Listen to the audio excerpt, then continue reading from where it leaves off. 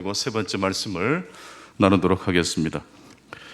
여러분, 길을 지나다가 오늘 또 예배를 드리기 위해서 집에서 출발해서 교회까지 오시는 도중에 무엇을 보셨는지 혹시 기억나시는 게 있으십니까? 아마 거의 기억이 나지 않으실 겁니다. 그냥 무심코 지나가는 것이죠. 하지만 내 손자가 길을 가다가 만났어요. 아마 손자를 지나칠 수 있는 사람은 거의 없을 겁니다. 지갑을 잃어버린 사람이 길을 지나갈 때는 또 어떻게 지나갈까요? 아마 온 이 길거리를 아주 관찰하면서, 뚫어지게 관찰하면서 아마 지나가게 될 것입니다. 제가 지난주에 지갑을 잃어버렸거든요. 그냥 쓱 지나갈 뻔했던 그 하루가 내가 오늘 어디를 거쳐서 어디까지 이동을 했는지 그냥 추적하기 시작했어요. 거기가 아닐까? 근데 역시 가보니까 있더라고요. 우리나라 정말로 좋은 나라입니다. 떨어진 지갑을 안 가져가세요. 카운터에 맡겨놓으셨어요. 외국인들이 우리나라에 오시면 그걸 가장 놀랜대요. 카페에 스마트폰을 놓고 화장실을 가도 스마트폰이 사라지지 않는다는 거. 노트북을 펼쳐놓고 작업하다가 화장실을 다녀오는 사이에 유럽 같은 경우는 다 사라져버리고 없습니다. 우리나라는 그대로 그 자리에 있어요. 따라서 한번 해보실까요? 우리나라는 참 좋은 나라입니다. 2000년 전 바울이 살았던 그 시대와 2021년도를 살아가는 오늘 우리와의 공통 분모가 있습니다. 그때도 지갑을 잃어버린 사람이 있었겠죠. 그때도 다리를 다쳐서 치료받았던 사람들이 있었겠죠. 변하지 않는 것이 있습니다. 문명이 발전하고 과학이 아무리 발전해도 변하지 않는 것이 있습니다. 그것은 뭡니까? 인간의 본질은 변하지 않습니다. 생로병사는 계속되는 것입니다. 뿐만 아니라 하나님께서 바울을 변화시켜 주셨던 그 복음을 통해서 오늘도 여전히 우리를 변화시키시고 하나님의 은총 가운데로 인도한다는 그 진리만큼 역시 변함이 없는 줄로 믿습니다. 바울에게는 복음을 받기 전, 하나님의 은혜를 받기 전 두 가지 모습이 있었습니다. 감추고 싶은 약점이 있었죠. 하나님의 교회를 핍박했던 부끄러운 모습이 있었습니다. 또 한 가지, 바울에게는 복음을, 하나님의 은혜를 받기 전 어떤 모습이 있었습니까? 유대교에 열심히 있었던 사람이었습니다. 자랑할 만한 내용입니다.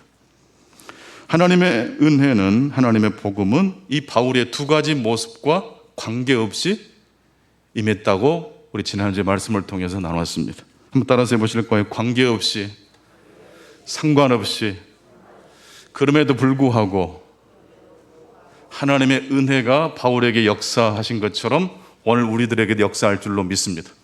바울의 이야기로 끝나는 게 아니기 때문에 우리는 이 하나님의 말씀을 2000년 전에 기록된 이 갈라디아 교회 성도들에게 보낸 이 바울 사도가 쓴 이 서신서를 읽을 때 고문서로 읽지 않습니다. 그때 바울을 살렸던, 그때 갈라디아 교회 성도들을 살렸던 그 은혜의 복음이 나에게도 역사할 것을 기대하는 마음으로 오늘 또 이 말씀을 경청하실 수 있기를 바랍니다. 하나님의 복음이 바울에게 임했습니다. 관계없이, 상관없이, 그럼에도 불구하고 바울에게 하나님의 선물이 주어졌습니다. 갈라디아서 1장 13절로 15절을 같이 보십니다. 내가 이전에 유대교에 있을 때 행한 일을 너희가 들었거니와 하나님의 교회를 심히 박해하여 멸하고 내가 내 동족 중 여러 영갑자보다 유대교를 지나치게 믿어 내 조상의 전통에 대하여 더욱 열심히 있었으나 그러나 내 어머니의 태로부터 나를 택정하시고 그의 은혜로 나를 부르신 이가.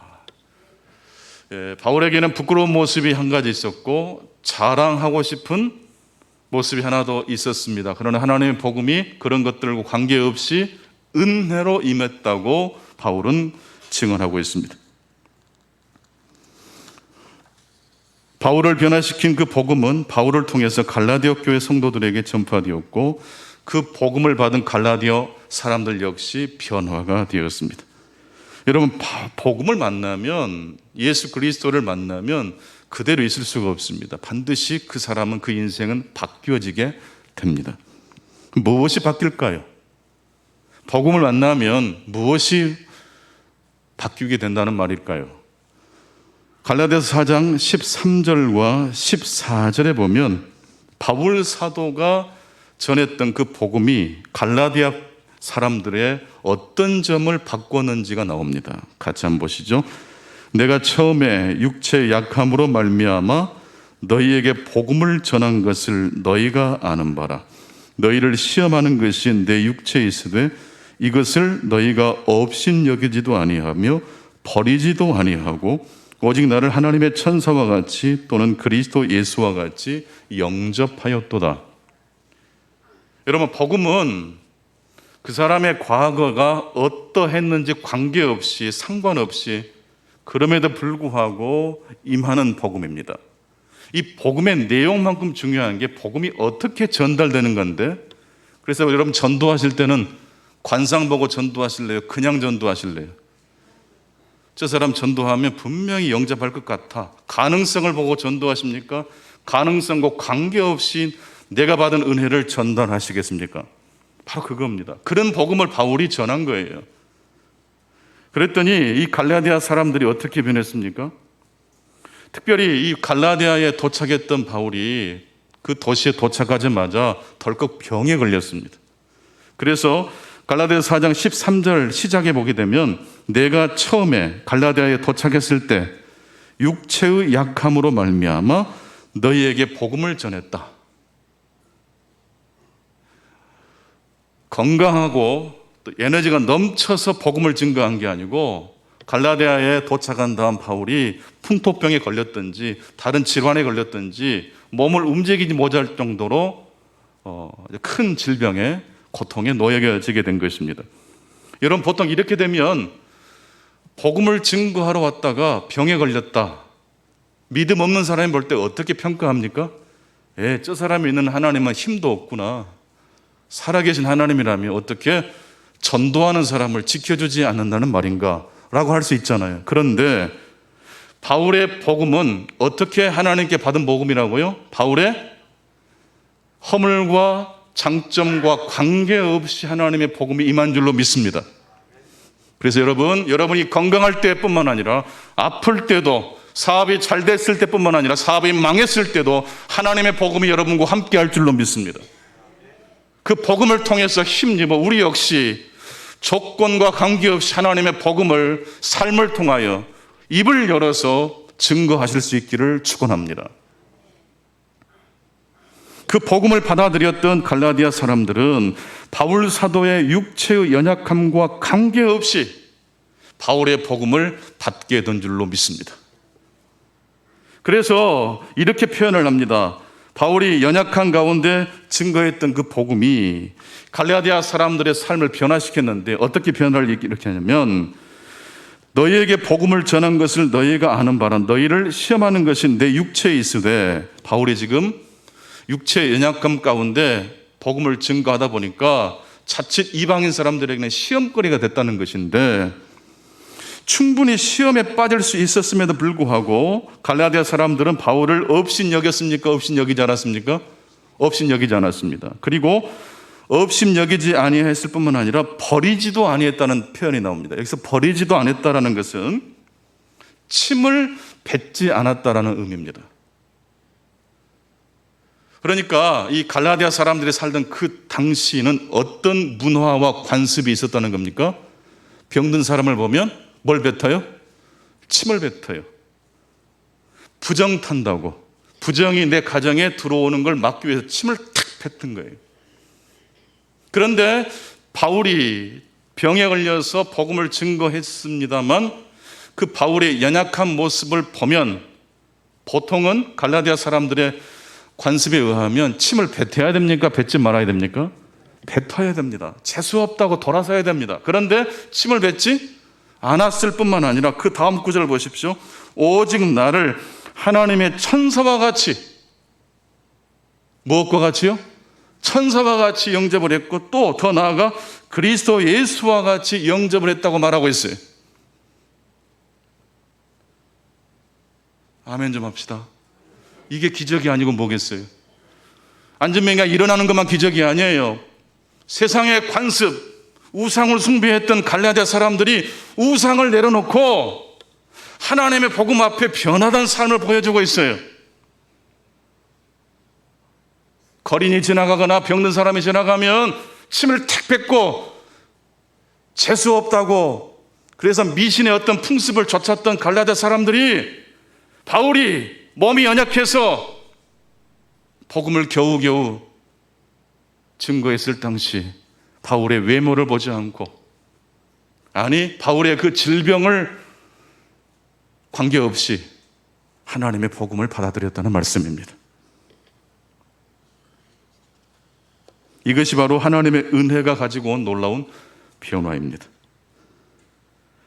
성도 여러분, 하나님의 복음은 여러분이 아플 때도 여러분의 삶 가운데 찾아오십니다. 여러분의 사업이 잘 되지 않을 때도 하나님의 은혜가 옵니까, 오지 않습니까? 옵니다. 그래서 여러분 주변에 아프거나 일이 잘 풀리지 않는 사람들을 보면서 침을 뱉으셔야 되겠습니까? 뱉지 말아야 되겠습니까? 하나님의 사랑을 받지 못해서 병에 걸린 것이라고 말을 해야 됩니까? 하지 말아야 됩니까? 절대로 해서는 안 됩니다. 그것은 율법주의 신앙이에요. 복음은 관계없이, 상관없이, 심지어 그럼에도 불구하고 바울이 병에 걸려서 이방 사람들 속에 들어가서 자칫 잘못하면 멀미 맞고 쫓겨날 그런 위기의 상황 속에서도 하나님의 복음이 건강한 바울을 통해서가 아니라 연약한 바울을 통해서 증거된 줄로 믿습니다. 그리고 그 복음이 갈라디아 사람들을 변화시켰어요.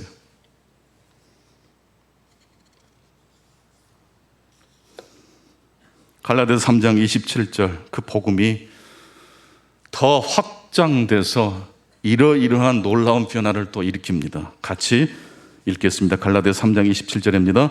너희는 유대인이나 헬라인이나 종이나 자유인이나 남자나 여자나 다 그리스도 예수 안에서 하나이니라. 모든 장애물을 뚫고 하나님의 복음이 임한 결과입니다.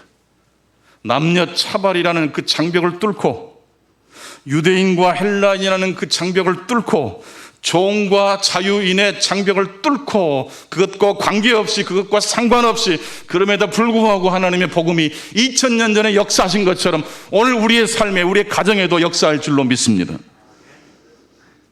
마태복음 13장 33절에 보면 아주 독특한 천국 비유를 우리 예수님께서 제자들에게 말씀하신 대목이 나옵니다. 이름하여 누룩 비유입니다. 겨자씨만한 그 작은 것이 심어지면 새들이 깃들일 정도로 큰 나무로 성장한다. 하나님의 나라는 이와 같다 라는 비유와 함께 연결되는 비유입니다. 또 비유로 말씀하시되 천국은 마치 여자가 가루 서말 속에 갖다 넣어 전부 부풀게 한 무엇과 같습니까? 누룩과 같습니다. 이것은 작지만 성장한다라는 그런 의미가 아닙니다. 그건 겨자씨의 비유입니다. 하나님의 나라는 작게 시작하지만 점점 커져 나갈 것이다. 그 다음에 나오는 비유가 누룩 비유인데, 이 누룩 비유의 핵심 메시지는 뭘까요? 가루 속에 이걸 넣었더니 부풀어졌다는데 그 의미가 있는 게 아니에요. 누룩은 성경에서 거의 부정적 의미로 사용됩니다. 무슨 의미일까요? 부정과 관계없이 하나님의 무엇이 임할 수 있다는 겁니까? 은혜가 임한다는 것입니다. 저 사람은 부정한 사람이야, 저 사람은 아픈 사람이야, 저 사람은 항상 고장난 인생이야, 이런 인생들에게 누가 찾아가신다고요? 하나님의 은혜가 찾아가는 줄로 믿습니다. 이게 누룩 비유입니다. 나의 부끄러움과 상처, 실패와 좌절과 관계없이, 아니 그것을 통해서 하나님의 은혜가 역사할 줄로 믿습니다. 지난주 종이상자를 찢고 부숴서 탁자에 올려놓는 다음에 그 상자 안에 등을 켰더니 빛이 어떻게 쏟아져 나와요? 찢어진 구멍 사이사이로 빛이 흘러나와요. 여러분, 하나님의 복음은 우리의 가장 약한 지점을 통해서 가장 아름답게 드러나는 복음인 줄로 믿습니다. 우리 한번 고백하고 싶으시다. 우리 안에 그리스도께서 거하십니다. 우리 옆 사람에게 말해봅시다. 당신 안에 그리스도께서 거하십니다. 그래서 우리의 약함, 좌절의 순간에 무엇이 빛난다고요? 그리스도의 복음이 빛나요. 장점과 좋은 점을 통해서뿐만 아니라 우리의 약함을 통해서도 증거되는 하나님의 복음의 신비를 경험하시고 그 복음을 드러내시는 우리의 삶이 되실 수 있기를 축원합니다. 복음은 변화를 가지고 옵니다. 그리고 그 복음은 변화를 가져오기 전에 먼저 이 세상의 관습과 시간을 중단시키는 일을 먼저 합니다. 그래서 오늘 본문 말씀을 읽어보면 때가 참에라는 말씀이 나오죠. 때가 참에. 갈라디아서 4장 4절에 때가 참에, 시간이 꽉 참에, 포도주가 시간이 지나서 다 익는 시간이 참에, 그런 의미가 아니에요. 이 때가 참에라는 것은 느닷없이라는 뜻이에요. 따라서 합시다. 느닷없이. 예기치 못한 하나님의 은혜가 펼쳐졌다는 거예요. 물이 변하여 포도주가 된 것처럼 어떻게 물이 시간이 지난다고 포도주가 될 수 있겠습니까?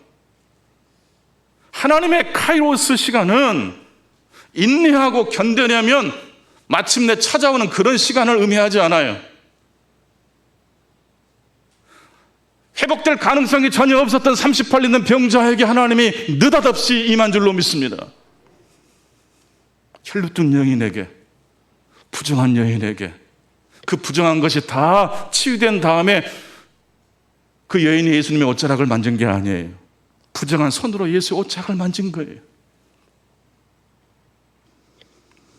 갈라디아서 4장 1절과 3절 말씀 우리 함께 읽겠습니다. 시작. 내가 또 말하노니 유업을 이을 자가 모든 것의 주인이나 어렸을 동안에는 종과 다름이 없어서 그 아버지가 정한 때까지 후견인과 청지기 아래에 있나니 이와 같이 우리도 어렸을 때에 이 세상의 초등학문 아래에 있어서 종노릇하였더니. 이게 무슨 말일까요? 유대인들에게는 율법이 있었지 않습니까? 아브라함이 조상이라는 아주 자랑할 만한 것이 있었습니다. 하지만 율법과 아브라함의 후손이라는 그런 장점을 통해서 하나님의 복음이 오십니까? 그것과 관계없이 복음이 임한다는 뜻입니까? 여러분, 종이 상속자가 되려면 어떻게 해야 됩니까? 인내하고 기다리면 마침내 종에서 해방돼서 상속자가 되는 것입니까? 아니죠. 그건 아주 혁명적인 창조적 사건이 그 종에게 임해야지만 가능해요. 갑자기 너의 문서를 주인이 다 없애버리고 오늘부터 너는 나의 상속자라고 선포하는 어떤 놀라운 선언이 있기 전에는 그 종은 언제나 종이라는 신분에서 벗어날 수가 없다는 이야기입니다. 종에게 필요한 것은 인내하는 시간이 아닙니다. 시간의 중단입니다. 이 세상의 통치의 시간이 멈추는 게 필요합니다. 그래서 오늘 본문 4장 4절부터 7절까지 내용을 같이 한번 연이어서 읽어보겠습니다. 시작. 때가 참에 하나님이 그 아들을 보내사 여자에게 나게 하시고 율법 아래에 나게 하신 것은 율법 아래에 있는 자들을 속량하시고 우리로 아들의 명분을 얻게 하려 하심이라. 너희가 아들이므로 하나님이 그 아들의 영을 우리 마음의 가운데 보내사 아빠 아버지라 부르게 하셨느니라. 그러므로 내가 이후로는 종이 아니요 아들이니 아들이면 하나님으로 말미암아 유업을 받을 자니라. 때가 참에 하나님의 혁명적 시간이 도래하며 이전에 우리가 느끼고 경험했던 모든 인간적 시간이 중단되고 하나님의 창조적 변혁적 사건과 시간이 우리 인간의 시간 속에 들어왔다는 이야기입니다.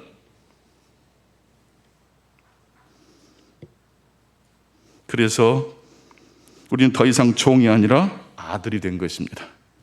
이제 우리는 하나님을 아빠, 아버지로 부를 수 있게 되었다는 이야기입니다. 예수 그리스도를 통하여 값없이 누구든지 관계없이 상관없이 그럼에도 불구하고 찾아오시는 그 예수 그리스도의 복음과 은총을 힘입는 자에게 이런 놀라운 축복이 임할 줄로 믿습니다. 우리 스스로는 내 한계, 이 세상의 가치, 문명을 넘어설 수 없습니다. 어떤 갈등과 문제를 해결할 때도 마찬가지입니다. 그 문제를 해결하는 것은요, 그 문제 안에 없어요. 그 문제 밖에서 주어져야 돼요. 여러분의 가정의 문제는 여러분의 가정 안에서 해결할 수가 없어요. 여러분 가정 밖에서 손을 내밀어 주시는 하나님의 복음의 역사에 마음의 문을 여실 수 있기를 축복합니다. 복음을 통해서 갈라디아 사람들이 변했습니다. 그들은 미신을 숭배했고 로마 문명을 숭배했던 사람이었습니다. 제일 높은 자리에 올라가기 위해서 얼마나 열심히 살았던 사람이었겠습니까? 당시 이 갈라디아 사람들이 살았던 그 나라 도시에는 신문 계급에 분명한 차이가 있었습니다.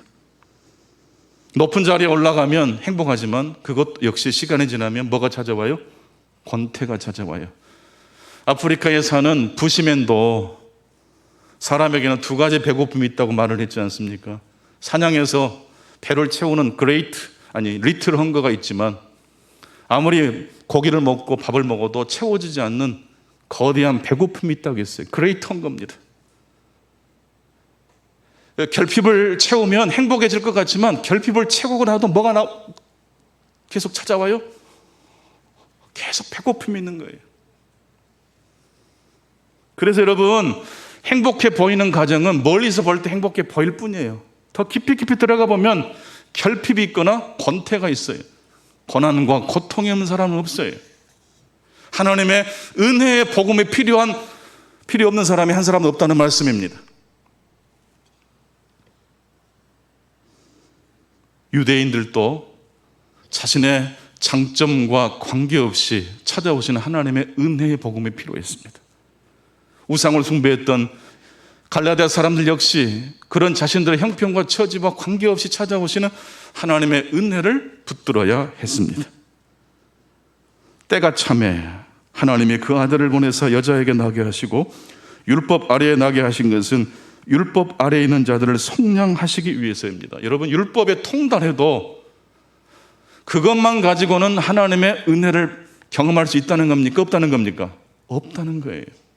율법이 필요 없다는 뜻이 아니라 하나님의 값없이 조건 없이 관계없이 우리에게 찾아오시는 이 복음의 혁명적 사건에 비하면 율법을 지키고 순종하는 것은 부분적인 일이라는 것이고 본질이 아니라는 거예요.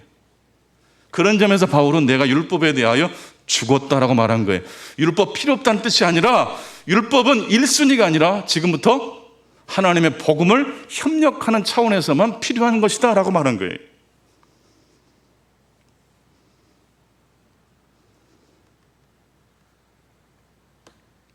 기독교의 믿음이란 성숙의 시간을 의미하지 않습니다. 그건 사건입니다.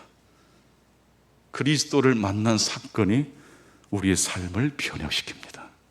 나는 절대로 은혜 받기 어려운 사람이야 라고 생각하시는 분이 계십니까? 바로 그 받을 수 없는 형편과 처지를 통해서 누가 오십니까? 예수님이 오실 줄로 믿습니다. 그래서 우리들이 흔히 쉽게 하는 말, 너는 안 돼, 이 썩을 놈, 이런 말은 절대 하면 안 돼요. 여러분이 하나님은 절대 아니시지 않습니까? 그 인생을 함부로 재단하면 안 돼요. 하나님은 관계없이 상관없이 우리를 만나주시는 인간의 시간을 중단시키시고 하나님의 혁명적 시간을 언제라도 시작하실 수 있는 분이기 때문입니다. 삭개오가 예수님을 보기 위해서 돌 무화과 나무 위에 올라갔다고 누가복음 15장 4절에 기록하고 있습니다. 여기서 말한 돌 무화과 나무는 로마 제국을 상징합니다. 예수님을 만날 때 이 삭개오는 직접 예수님께 나아가지 못하고 어디에 올라가요? 돌 무화과 나무, 로마 제국 나무에 올라가요. 내가 이래봬도 세리장이야. 자존심을 못 내려놓는 거예요. 그런 그에게 누가 찾아오세요? 우리 주님께서 찾아오시는 거예요. 삭개오가 예수님을 초대한 것도 아니에요. 그 많은 사람들 중에 콕 집어서 삭개오에게 주님이 가시는 거예요. 그리고 내가 오늘 밤 너의 집에 유해해야 되겠다. 내가 너와 함께 밥을 먹고 싶구나. 내가 너랑 친구하고 싶구나. 삭개오가 회개하고 삶을 변화시킨 것 아닙니다. 성숙해진 삭개오를 하나님 만나주신 게 아닙니다. 아직 전혀 준비가 돼 있어요? 돼 있지 못해요? 준비가 돼 있지 못한 삭개오를 누가 찾아오신 거예요?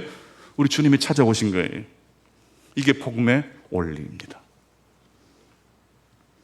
상속받은 재산을 다 탕진하고 종의 한 사람으로 저를 써주십시오라는 마음으로 탕자가 집에 돌아왔지만 아버지는 아들의 말할 기회를 주지 않습니다.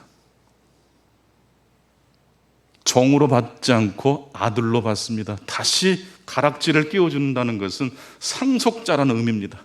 아들이라는 의미입니다. 이때 이 세상의 통념과 가치관이라는 그 시간이 중단되었고 하나님의 카이로스 시간이 그 가정에 임했던 것입니다. 복음은 어떤 사람에게 필요합니까? 이 하나님의 조건 없이 주어지는 하나님의 은혜의 선물은 누구에게 필요합니까? 삭개오에게 필요합니다. 탕자에게 필요합니다. 그런데 회복된 탕자가 회복된 다음에 하나님의 은혜가 필요할까요? 필요하지 않을까요? 이게 우리들이 자주 놓치고 착각하는 지점입니다. 구원받았으니 은혜는 더 이상 필요 없는 것처럼 우리들이 여길 때가 얼마나 많습니까? 요한복음 15장 5절을 같이 한번 읽겠습니다. 요한복음 15장 5절입니다. 시작. 나는 포도나무요 너희는 가지라. 그가 내 안에 내가 그 안에 거하면 사람이 열매를 많이 넣느니 나를 떠나서는 너희가 아무것도 할 수 없습니다. 나는 포도나무요.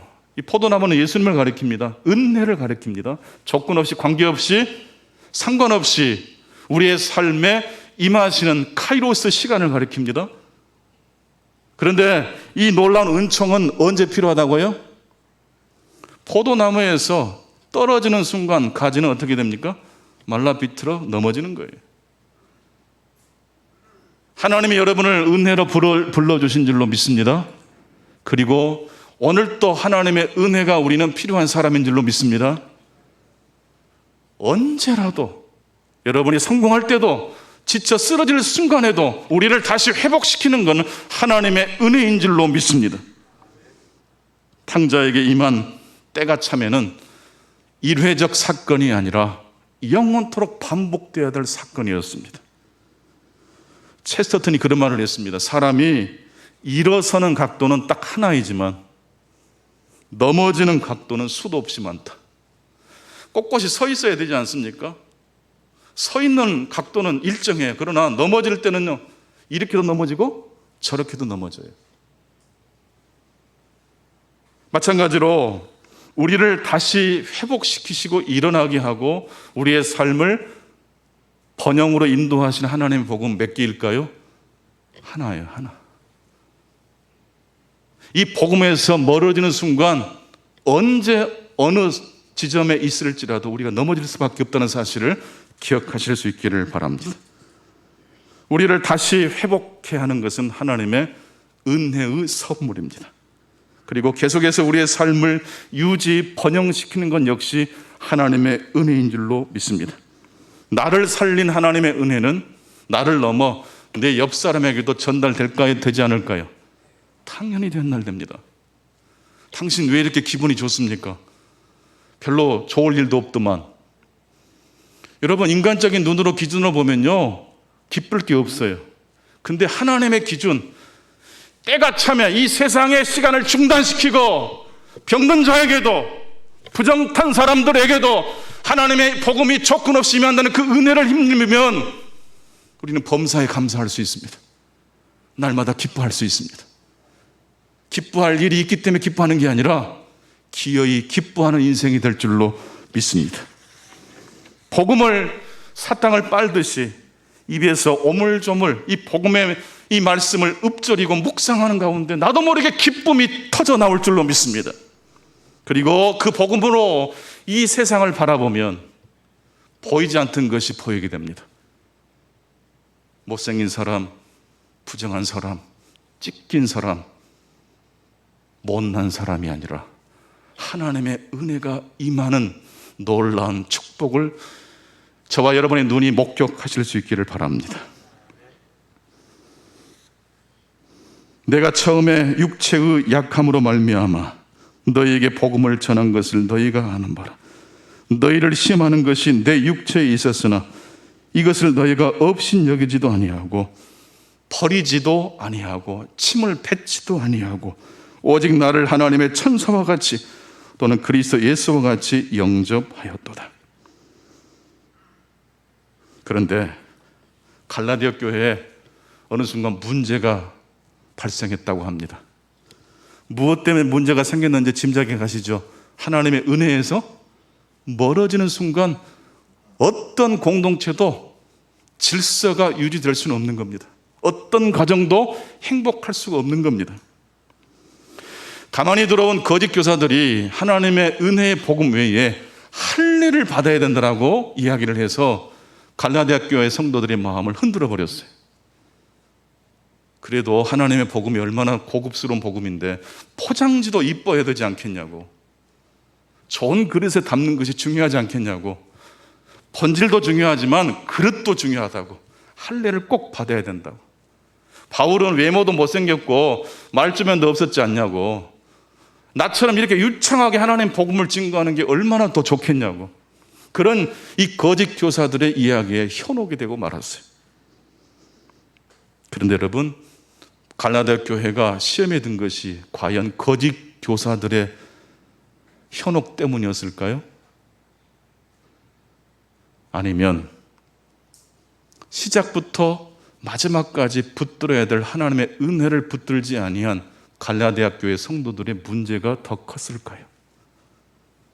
오늘 본문을 통해서 하나님 우리에게 물으십니다. 하나님의 은혜를 지금도 붙들고 있는지 충만교회 성도를 향해서 하나님께서 묻고 계십니다. 성도 여러분, 하나님의 은혜가 필요하십니까? 하나님의 은혜만을 내 인생의 중심으로 삼고 계십니까? 그 하나님의 은혜의 복음 관계없이 조건 없이 상관없이 이 땅에 이 세상의 시간을 중단시키고 임한 하나님의 복음으로 이 세상을 바라보기를 원하십니까? 그 하나님의 복음의 시선으로 바라보면 마음에 들지 않는 사람도 마음에 들게 됩니다. 문제밖에 보이지 않는 엉클어진 삶의 현장 가운데 하나님의 보석과 같은 감추어진 보화가 여러분의 눈을 통해서 보여지게 될 줄로 믿습니다. 할례라는 것도 그렇습니다. 창세기 15장에 보면 하나님께서 아브라함에게 너의 자손이 하늘의 별과 같이 많아질 것이다 약속을 해 주셨는데, 그 약속을 아브라함이 신뢰하고 믿었더니 하나님께서 그것을 보고 의로 여기셨다. 이게 창세기 15장 6절에 나오는 말씀이고, 그 사건 이후에 창세기 17장에 가면 이삭을 낳고 난 다음에 무엇을 행하는 장면이 나와요? 할례를 행하는 장면이 나와요.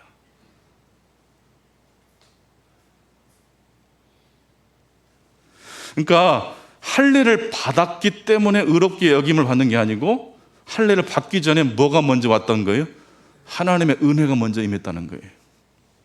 그렇다고 해서 여러분 세례 받는 것, 할례 받는 것이 의미 없다고 말할 필요는 없지요. 약속의 자녀라는 표징이 할례고 세례지 않습니까?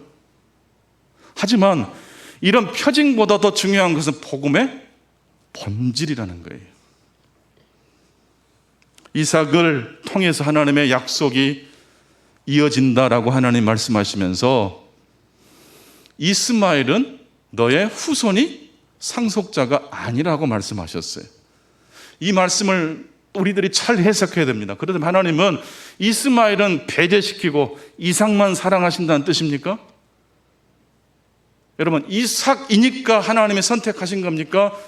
이삭의 장점과 단점과 관계없이 하나님의 은혜의 선물을 이삭에게 부어주신 겁니까? 제가 너무 길게 말해가지고 따라서 하기가 힘드시죠? 하나님의 복음은 관계없이 이삭에게 하나님의 약속이 주어진 줄로 믿으신 분들만 아멘 해보십시다. 그렇다면 이스마엘에게도 하나님의 복음은 그의 단점과 관계없이 임할 수 있습니까?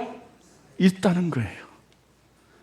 율법을 가진 유대인도 그것이 굉장히 좋은 장점이지만 그 율법을 통달한 것 때문에 주의 은혜가 오는 게 아니에요. 그 장점과 관계없이 하나님의 복음이 임한다고 성경은 오늘 또 우리에게 말씀하고 계십니다. 여러분의 단점과 관계없이, 여러분의 장점과 관계없이 임하는 하나님의 복음을 환영하실 수 있기를 바랍니다. 이걸 놓쳐버리면, 이걸 잃어버리면 공동체가 시험에 든다는 것을 바울은 이 갈라디아서를 통해서 우리에게 말씀하고 계십니다. 여러분, 부부관계가 회복되는 비결은 뭔지 아세요? 다시 옛날 청춘으로 돌아가는 게 아니에요.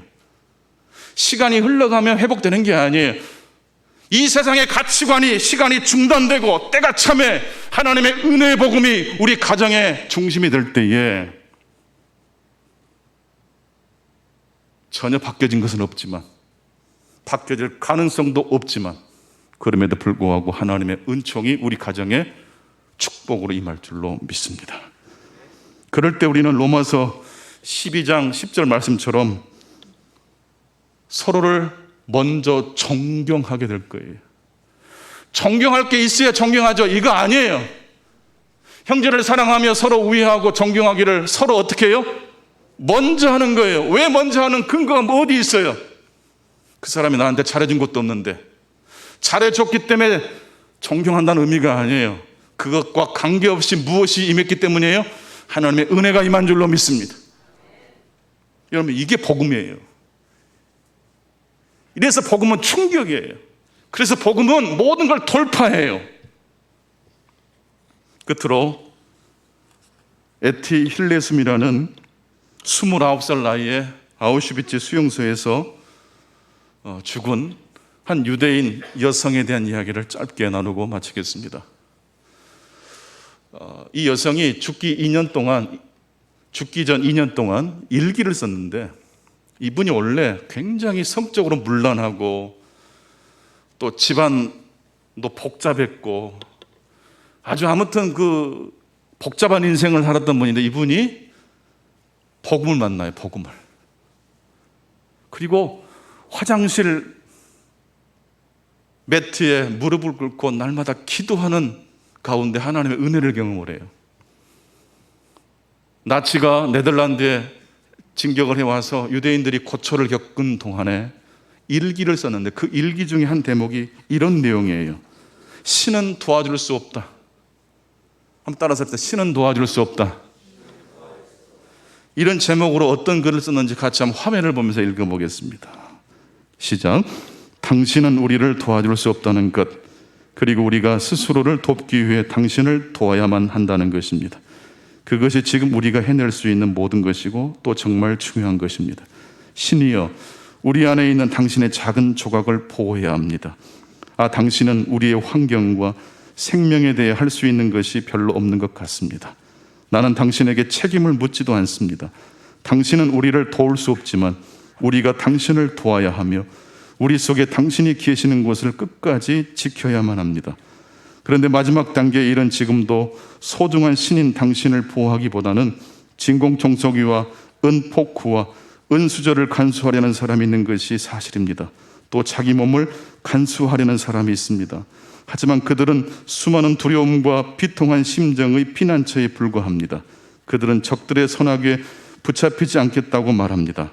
하지만 그들은 우리가 당신의 품 안에 있으면 누구에게도 붙잡히지 않는다는 것을 잊고 있습니다. 욥이 했던 고백과 비슷해 보이지 않습니까? 하나님이 도와주시지 못하지만 하나님을 향한 믿음은 절대 잃어버리지 않겠다고 선언하고 있습니다. 나치로부터 하나님이 나를 구원해 줄 수 없다는 걸 알지만 그래도 나는 신앙을 포기하지 않겠다. 하나님의 복음은 아들 독생자 예수 그리스도를 십자가에 내어주시고 죽게 하신 복음이기 때문에 내가 비록 나치의 그 가스실에서 죽어가지만 내 믿음은 결코 변함이 없다라고 고백합니다. 왜냐하면 하나님의 은혜는 때가 참에 이 세상의 시간을 중단시키면서 우리에게 찾아온 하나님의 복음은 환경과 관계없이 내 인생의 무너짐과 관계없이 나에게 찾아오는 복음이기 때문에 그렇습니다. 언젠가 우리는 마지막 목숨이 끊어지는 순간이 찾아올 것입니다. 우리 인생은 해별이기 때문입니다. 하지만 여러분, 신자에게는 죽음이 끝이 아니고 새로운 출발이 될 줄로 믿습니다. 우리에게는 하나님의 은혜의 복음이 있기 때문입니다. 기도하겠습니다. 아버지 하나님, 이 거룩하고 복된 주일 하나님의 복음을 통하여 다시 소생함을 얻게 해주신 것을 감사합니다. 지금도 저희들 안에 이 세상의 것을 간수하려는 욕망과 탐욕이 있지만 우리의 연약함에도 불구하고 우리를 찾아오시는 하나님의 은혜의 복음을 붙들기를 원합니다. 하나님이 나를 도와주지 않으시는 것처럼 느껴지는 순간에도 하나님을 향한 우리의 믿음이 견고할 수 있는 것은 우리의 형편과 처지와 관계없이 죄인들을 위하여 십자가에 달려 죽으시고 부활하신 그리스도 예수의 복음이 우리를 살렸기 때문입니다. 이 복음을 날마다 의지하고 일평생 의지하고 마지막 순간까지 의지하는 충성의 모든 성도님들 다 되게 도와 주옵소서. 예수 그리스도 이름으로 기도하옵나이다. 아멘.